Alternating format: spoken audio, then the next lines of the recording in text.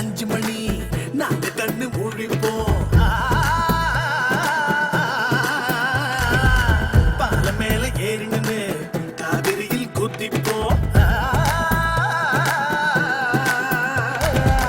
8 முதல் 10 வரை பஸ் ஸ்டாப்ல சிரிப்போம். மத்தியானம் வர நாங்க சலூனில் கிடப்போம். தள்ளு வண்டி கடையில கடஞ்சொல்லி லஞ்சுடா. எங்களோட ஆபீஸ் எல்லாம் டீ கடையில் பெஞ்சுடா. பாசு பாசு பாசு என் பேர கேளு பாசு. அட பாசு பாசு பாசு என் பேரே தண்ட பாசு.